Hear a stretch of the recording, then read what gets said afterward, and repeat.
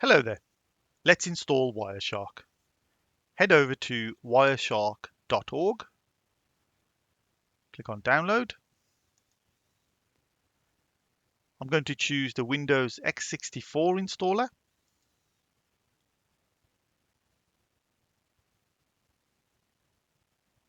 This might take a while depending on your network connection.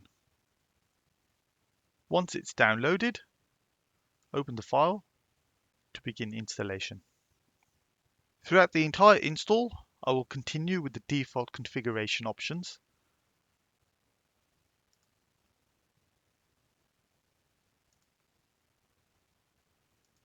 I'll keep clicking next.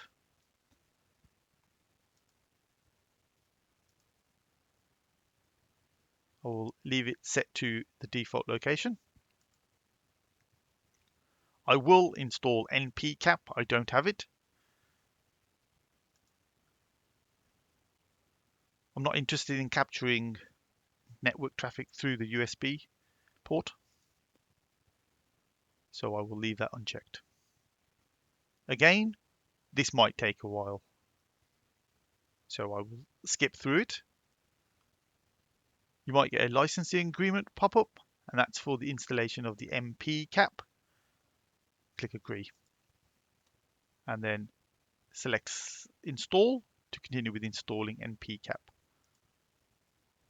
It will install npcap and then continue with the rest of the Wireshark installation. Click next to finish the installation of npcap and to continue with the Wireshark installation. Click finish. It is now installed. Let's launch it and run a simple capture.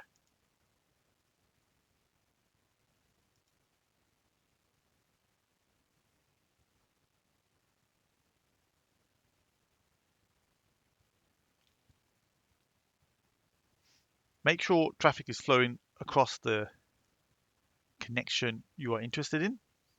The heartbeat is the best indicator for that. Click the fin to start capturing packets. Now let's generate some specific traffic. I'll go to command prompt.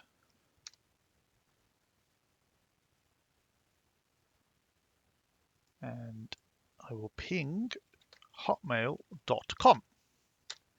Get some results back. I'll copy this IP address. Now, I can either stop capturing here or I can just continue to analyze the logs. I'll continue to analyze the logs.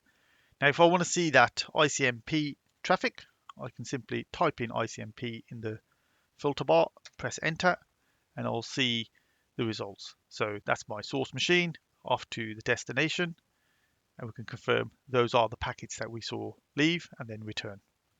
Right, now let's generate some internet traffic.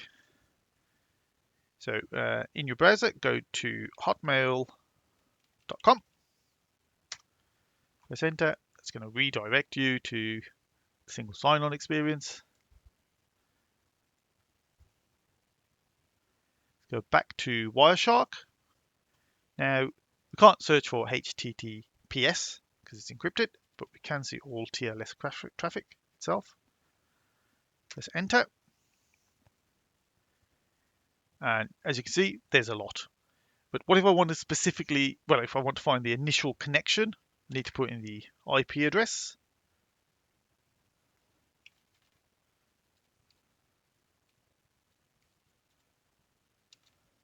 That we got from the ping results. And there we have it.